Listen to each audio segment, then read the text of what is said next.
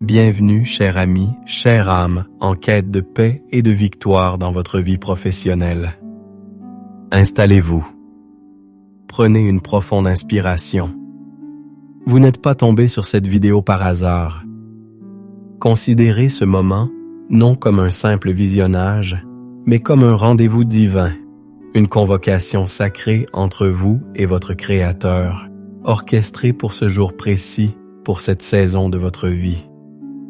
Aujourd'hui, nous allons nous abriter sous l'ombre du Très-Haut en nous plongeant dans l'un des textes les plus puissants et les plus aimés de toute l'Écriture, le psaume 23. Le thème de notre rencontre spirituelle est une promesse audacieuse et transformatrice, l'assurance de la faveur de Dieu sur votre lieu de travail, une faveur si tangible et si manifeste qu'elle s'exprime même, et surtout, en présence de vos adversaires. Je veux vous dire, avec toute l'autorité et l'amour que Dieu place en moi, ce temps que nous allons passer ensemble a le potentiel de changer radicalement votre perspective, de démanteler des forteresses d'anxiété et de vous positionner pour une percée que vous n'osiez peut-être plus espérer. Si vous restez jusqu'au bout, si vous engagez votre cœur et votre esprit, vous ne terminerez pas cette prière de la même manière que vous l'avez commencée. Une onction de paix, de sagesse et de faveur divine sera libérée sur votre vie professionnelle. Alors, je vous invite maintenant à préparer votre cœur. Trouvez un endroit où vous ne serez pas dérangé, ne serait-ce que pour quelques instants. Fermez les autres onglets de votre navigateur. Mettez votre téléphone en mode silencieux. C'est votre moment. C'est votre hôtel. Et pour marquer votre engagement dans ce voyage spirituel, j'aimerais que vous écriviez dans les commentaires ci-dessous « Amen consensang ». C'est une déclaration de foi, un signal pour votre propre âme que vous êtes prêt à recevoir ce que le ciel a préparé pour vous. Je voudrais maintenant m'adresser directement à la douleur que vous portez, souvent en silence, comme un fardeau invisible qui pèse sur vos épaules chaque matin lorsque vous vous préparez à partir travailler. Je parle de cette boule d'anxiété qui se forme dans votre estomac le dimanche soir à la simple pensée de la semaine à venir. Je parle de ce soupir involontaire qui s'échappe de vos lèvres lorsque vous ouvrez votre boîte de réception, craignant la critique, le reproche ou la surcharge. Pour beaucoup d'entre vous, le lieu de travail n'est pas un lieu d'épanouissement, mais un champ de bataille silencieux. Les adversaires ne sont pas toujours déclarés. Parfois, c'est ce collègue qui sourit devant vous, mais mine votre travail derrière votre dos. C'est ce manager qui s'approprie vos idées ou ne reconnaît jamais vos efforts. Ce sont ces conversations de couloir dont vous vous sentez exclu. Ces réunions où votre voix n'est pas entendue, où vos compétences sont remises en question. L'adversité prend de multiples visages. La jalousie d'un père face à votre compétence, l'injustice d'une promotion manquée, la pression constante de devoir en faire plus, de prouver sans cesse votre valeur. Cette douleur est profonde car elle ne touche pas seulement à votre carrière. Elle attaque votre identité. L'ennemi de votre âme est un maître tacticien. Il utilise l'environnement professionnel pour vous murmurer des mensonges dévastateurs. Il prend un échec de projet et le transforme en tu es un échec. Il prend une critique constructive et la tord en tu n'es pas assez bon. Il prend le succès d'un autre et l'utilise pour vous injecter le poison de la comparaison, vous faisant sentir en retard, inadéquat, invisible. Vous vous retrouvez à faire défiler les profils LinkedIn, non pour vous inspirer, mais pour vous autoflageller chaque nouvelle compétence ou promotion d'un contact, devenant une preuve supplémentaire de votre propre insuffisance. Vous travaillez dur, vous êtes intègre, vous priez peut-être même pour votre travail, mais vous avez l'impression de faire du surplace, de nager à contre-courant pendant que d'autres peut-être moins méritants, vous dépassent avec une facilité déconcertante. Cette lutte engendre une fatigue qui va bien au-delà du physique. C'est une fatigue de l'âme. Une lassitude spirituelle qui vous fait vous demander « Seigneur, où es-tu dans tout cela? Vois-tu mes efforts? Entends-tu mes prières silencieuses dans l'ascenseur avant une réunion tendue? » Votre âme crie comme le psalmiste. « Pourquoi t'as-tu, mon âme, et gémis-tu au-dedans de moi? Espère en Dieu, car je le louerai encore. Il est mon salut et mon Dieu. » Psaume 47. Vous aspirez au repos, à cette paix que Jésus promet lorsqu'il dit « Venez à moi, vous tous qui êtes fatigués et chargés, et je vous donnerai du repos. » Matthieu 11:27. Mais ce repos semble insaisissable au milieu des échéances, des politiques de bureau et de la compétition féroce. Vous avez peut-être même essayé de vous blinder, de devenir cynique, de vous dire que le travail n'est qu'un gagne-pain et que vous ne devriez pas y investir autant d'émotions. Mais au fond de vous, vous savez que vous avez été créé pour plus. Vous avez été créé pour apporter votre lumière, pour exceller, pour utiliser les dons que Dieu vous a donnés, non pas dans un état de survie constante, mais dans un état d'épanouissement et de faveur. Permettez-moi de vous dire avec certitude, Dieu voit, il voit chaque heure supplémentaire non rémunérée. Il voit chaque idiotie chaque mot blessant prononcé à votre encontre. Il voit l'intégrité que vous maintenez lorsque personne ne regarde. Il voit les larmes que vous avez ravalées dans les toilettes après une remarque humiliante. Il n'est ni distant ni indifférent à votre combat. Au contraire, il est sur le point de transformer votre champ de bataille en une table de banquet. La solution divine n'est pas toujours de retirer les adversaires, mais de vous élever et de vous honorer en leur présence. C'est là toute la puissance du psaume 23. Il ne promet pas une vie sans vallée sombre ou sans ennemis, mais il promet la présence indéfectible du berger qui nous fait triompher au milieu même de ses réalités. Votre situation actuelle n'est pas votre destination finale. C'est le décor que Dieu va utiliser pour manifester sa gloire et sa faveur dans votre vie. Pour comprendre la profondeur de cette promesse, nous devons nous immerger dans le psaume 23, non pas comme une poésie lointaine, mais comme une stratégie divine pour notre vie professionnelle. Chaque mot est une clé, chaque verset un bastion de vérité. Commençons par le commencement. L'Éternel est mon berger, je ne manquerai de rien. La déclaration inaugurale de David n'est pas « L'Éternel est mon roi »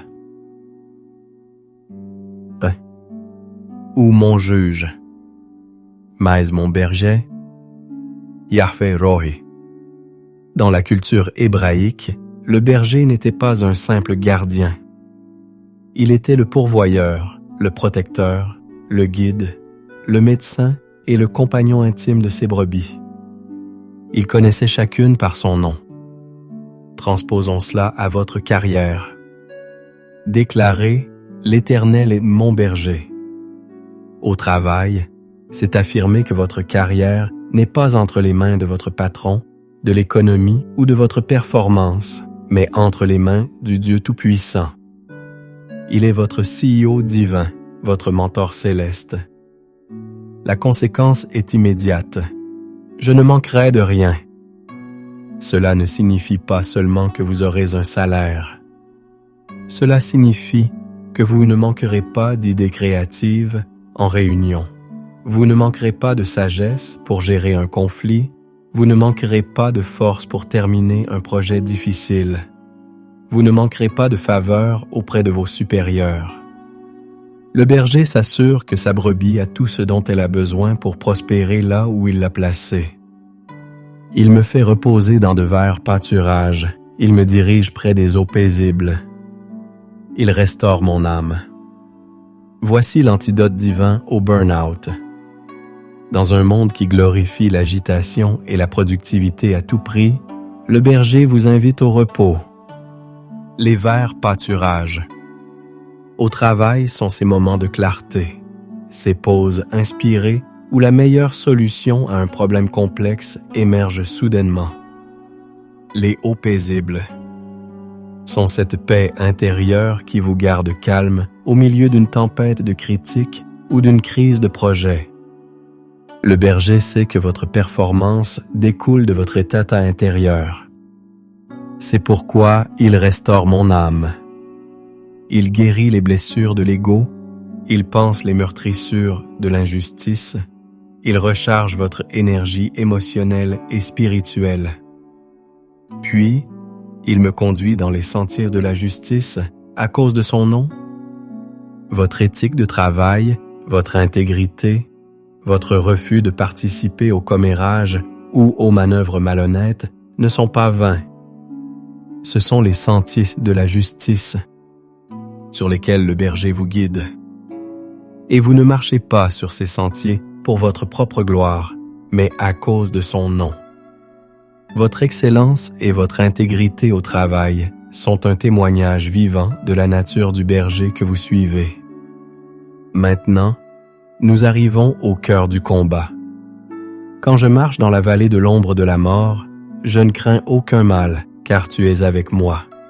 Ta houlette et ton bâton me rassurent.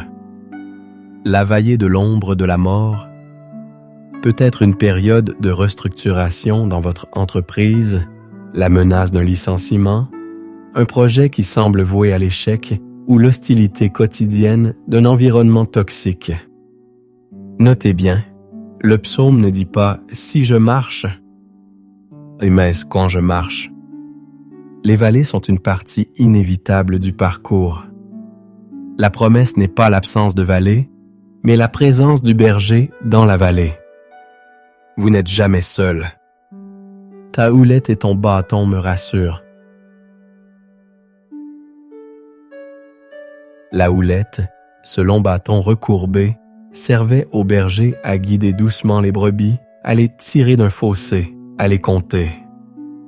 C'est la direction douce de Dieu, le murmure du Saint-Esprit, vous guidant sur la bonne décision à prendre, le bon email à envoyer.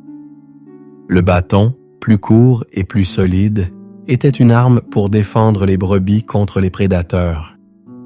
C'est la protection de Dieu contre les attaques injustes, les accusations mensongères, les complots de vos adversaires. Dans la vallée, vous êtes à la fois guidés et protégés. C'est ici que le psaume pivote de manière spectaculaire. Après la vallée, on pourrait s'attendre à une sortie dans un pré ensoleillé, loin des dangers. Mais regardez ce que Dieu fait. Il ne vous fait pas fuir vos ennemis. Il vous fait asseoir pour un festin devant eux. Tu dresses devant moi une table en face de mes adversaires. C'est l'une des déclarations les plus audacieuses de toute la Bible. Analysez la scène. Les adversaires sont toujours là. Ils sont assez proches pour voir. Ils n'ont pas disparu. Mais leur présence n'est plus une source de peur. Elle devient le public de votre promotion. La table, en hébreu, shulchan, représente bien plus que de la nourriture. Elle symbolise l'honneur, la communion, la provision, la célébration et la sécurité. En dressant une table pour vous, Dieu déclare publiquement « Celui-ci est à moi ». Je l'honore. Je le pourvois. Ses ennemis n'ont aucun pouvoir sur lui. Votre promotion, votre succès dans un projet, la reconnaissance publique de votre travail, tout cela est une table que Dieu dresse pour vous, et il choisit délibérément de le faire là où ceux qui doutaient de vous, vous critiquaient ou vous jalousaient, ne peuvent pas le manquer. Pensez à Joseph. Vendu par ses frères, ses premiers collègues, hostile, faussement accusé par la femme de Potiphar, une crise RH dévastatrice, jeté en prison, le licenciement ultime. C'était sa vallée de l'ombre de la mort. Mais Dieu était avec lui. Et où sa promotion a-t-elle eu lieu? Non pas dans un pays lointain, mais en Égypte, juste sous les yeux de ceux qui l'avaient trahi. Quand ses frères sont venus se prosterner devant lui pour du blé, il mangeait à la table que Dieu avait dressée pour Joseph en leur présence même. Dieu n'a pas attendu que la situation soit parfaite pour l'élever. Il a utilisé l'injustice même pour le positionner. C'est la promesse pour vous aujourd'hui. Dieu utilisera l'opposition que vous subissez comme une toile de fond pour peindre le chef-d'œuvre de votre élévation. Et le festin continue. Tu oinduiles ma tête et ma coupe déborde. L'onction d'huile était un signe d'honneur pour un invité de marque. Spirituellement, c'est l'onction du Saint-Esprit.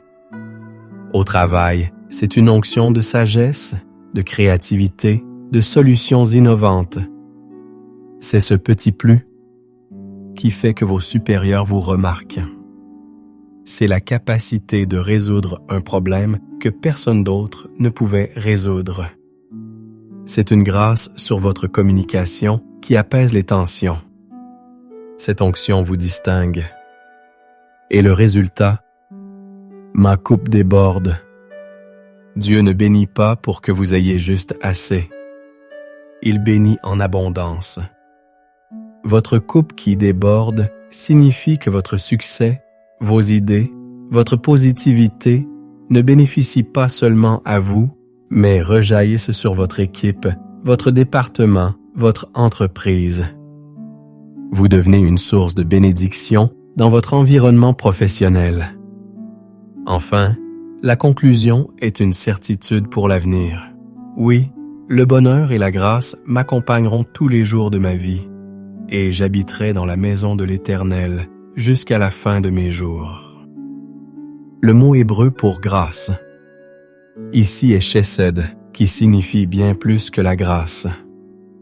C'est la bonté loyale, l'amour indéfectible, la faveur de l'alliance de Dieu.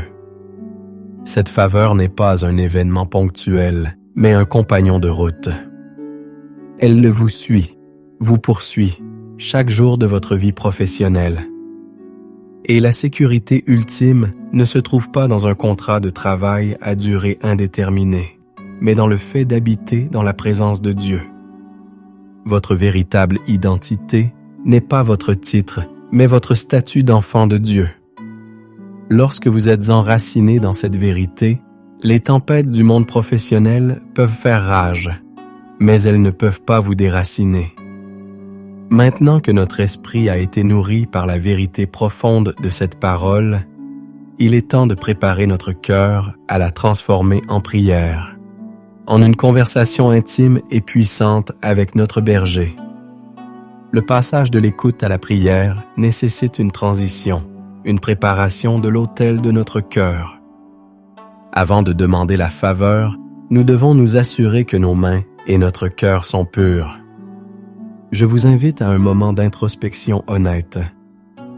Pensez à votre lieu de travail, à vos collègues, à vos supérieurs. Y a-t-il une racine d'amertume en vous envers quelqu'un qui vous a blessé? Y a-t-il de la jalousie face au succès d'un autre? Y a-t-il de la peur qui vous pousse à vouloir tout contrôler?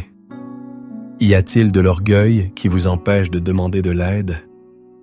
La Bible nous dit dans Jacques 5,16 « Confessez donc vos péchés les uns aux autres et priez les uns pour les autres afin que vous soyez guéris. » La confession apporte la guérison. Je vous guide donc dans une courte prière de préparation. Répétez dans votre cœur après moi. Seigneur, sonde mon cœur. Révèle en moi toute attitude qui n'est pas de toi.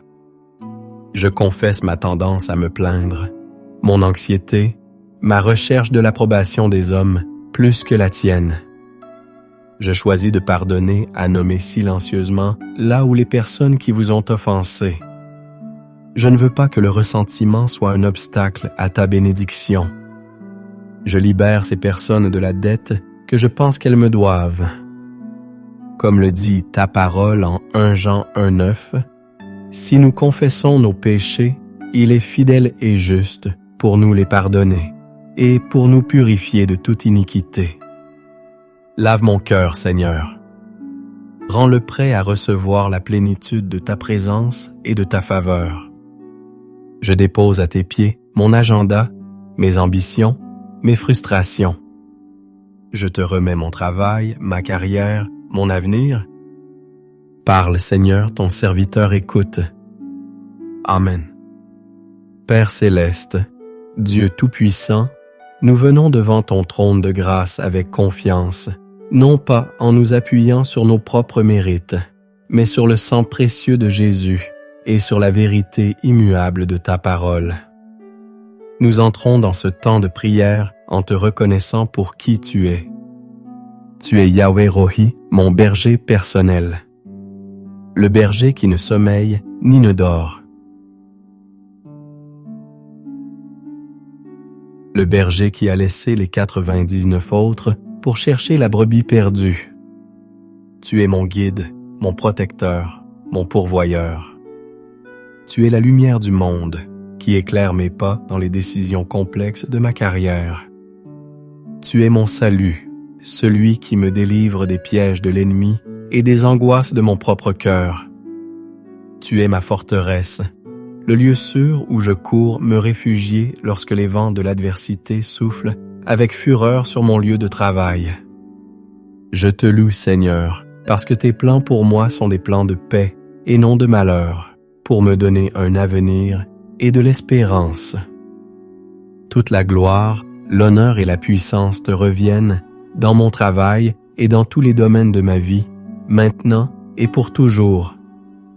Père, dans ta sainte présence, je viens avec un cœur ouvert pour confesser mes fautes et déposer mes fardeaux. Je te demande pardon pour toutes les fois où j'ai laissé la peur dicter mes actions au travail, où j'ai murmuré et me suis plaint de mes conditions, oubliant que c'est toi qui m'as placé là pour une saison. Pardonne-moi pour la jalousie que j'ai pu ressentir, pour la comparaison qui a volé ma joie. Pardonne-moi pour mon manque de foi, pour les moments où j'ai douté de ta capacité à intervenir dans ma situation. Je dépose maintenant à tes pieds le fardeau de l'anxiété professionnelle. Je te remets cette réunion qui m'angoisse, cette relation tendue avec ce collègue, cette crainte de l'échec. Je te donne le poids de l'injustice que j'ai su à suivre, l'amertume de la non-reconnaissance. Je te confie spécifiquement mentionner silencieusement la situation qui vous pèse le plus. Je choisis de te faire confiance pour gérer cela, car tu es un Dieu juste et un Père aimant. Je te remets mes adversaires, ceux que je connais et ceux qui agissent dans l'ombre. Je refuse de les haïr. Au lieu de cela, je les bénis et je te demande de prendre en charge cette bataille, car la vengeance t'appartient. Maintenant, Seigneur, je me tiens sur la puissance de ta parole et je la proclame sur ma vie professionnelle. Je déclare que l'Éternel est mon berger et je ne manquerai d'aucune ressource, d'aucune sagesse, d'aucune stratégie divine pour accomplir mon travail avec excellence. Je déclare que tu me fais reposer dans les verts pâturages de ta paix, même au milieu de l'agitation d'un bureau à air ouverte. Tu me diriges vers les eaux paisibles de ta présence, où mon âme est restaurée et rafraîchie chaque jour. Je déclare que tu me conduis dans les sentiers de la justice professionnelle, que je marcherai dans l'intégrité, l'honnêteté et la droiture à cause de ton nom.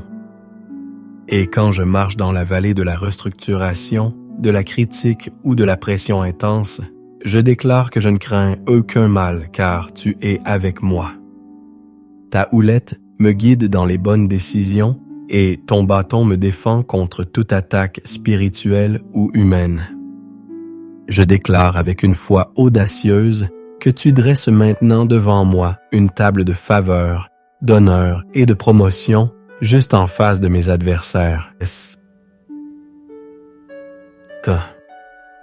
Ils verront et sauront que c'est toi, l'Éternel, qui m'élève. Je reçois ton onction d'huile fraîche sur ma tête, une onction pour l'excellence, la créativité et la résolution de problèmes. Je déclare que ma coupe déborde, que je suis une source de bénédiction pour mon entreprise et mes collègues. Oui, je déclare que ta bonté, ta grâce et ta faveur me poursuivront tous les jours de ma vie professionnelle et que ma demeure éternelle est dans ta présence glorieuse. En vertu de cette parole, je m'engage maintenant dans un combat spirituel pour ma destinée professionnelle.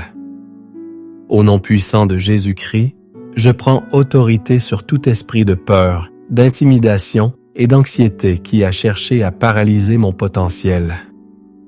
Je brise la forteresse du syndrome de l'imposteur et du sentiment d'inadéquation. Je suis compétent et qualifié parce que c'est Dieu qui me qualifie. J'utilise le bouclier de la foi mentionné dans Éphésiens 6, 16 pour éteindre toutes les flèches enflammées de l'ennemi.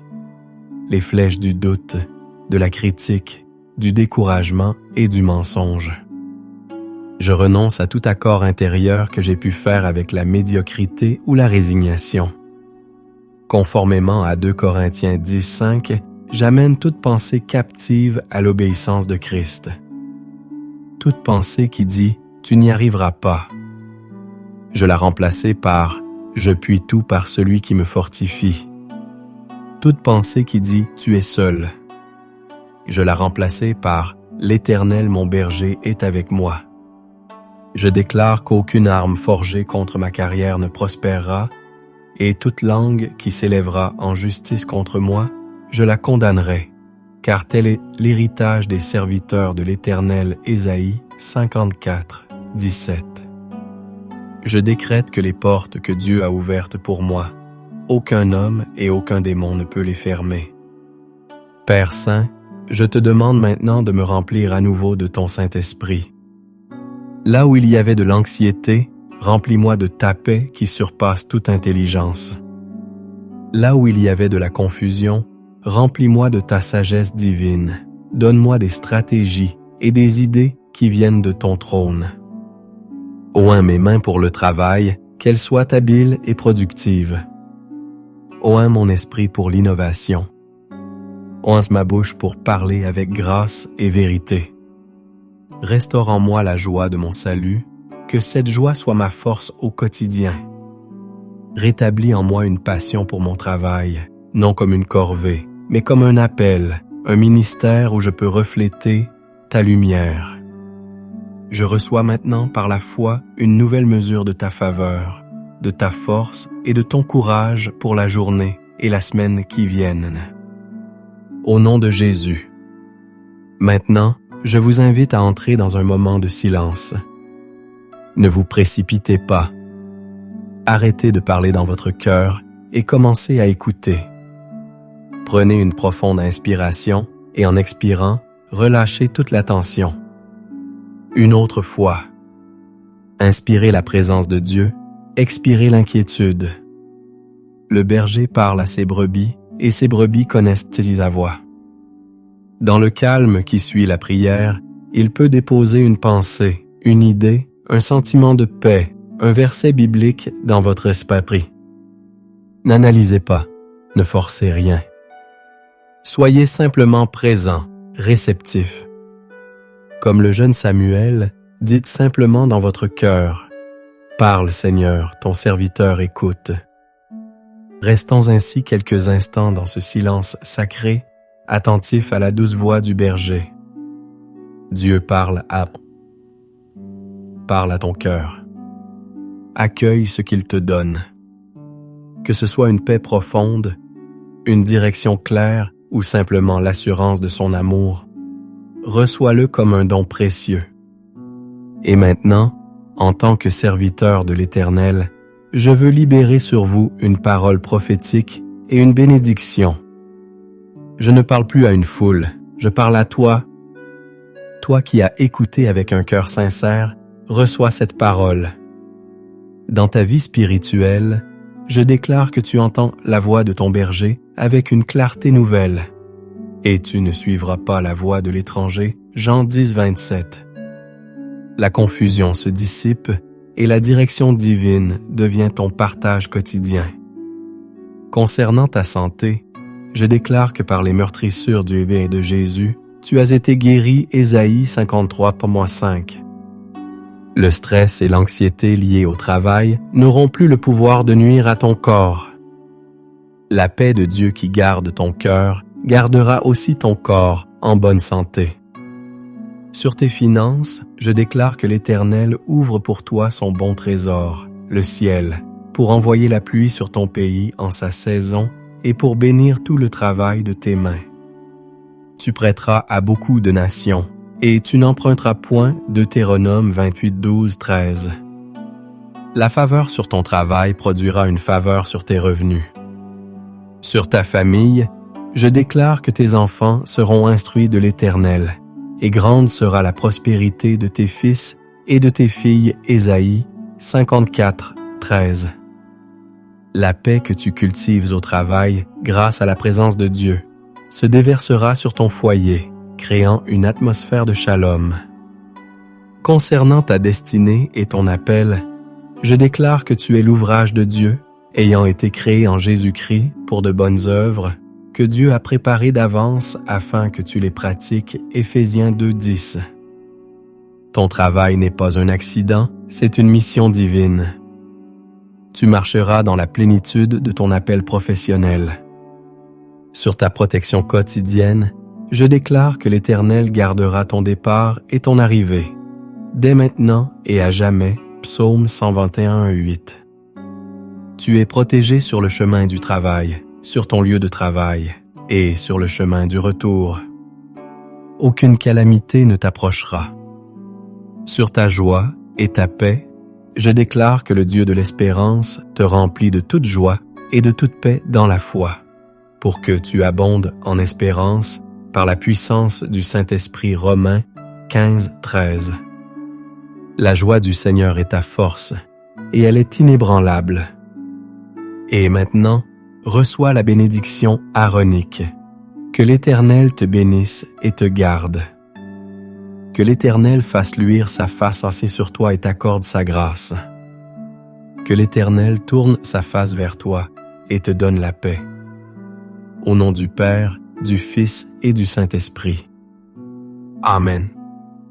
Nous arrivons à la fin de notre temps ensemble, mais ce n'est que le début d'une nouvelle marche pour vous. Rappelez-vous la promesse centrale du psaume 23. Votre berger est avec vous, et il dresse une table d'honneur pour vous, même et surtout en présence de l'adversité. Ne laissez pas les mensonges de l'ennemi regagner du terrain. Gardez cette parole dans votre cœur. Je vous encourage fortement à faire de cette prière et de la méditation du psaume 23 votre routine matinale pendant les 7 prochains jours. Ancrez cette vérité si profondément dans votre esprit qu'elle devienne votre réaction par défaut face au stress et à l'opposition. Vous êtes un oint du Seigneur, destiné à la faveur et à l'excellence.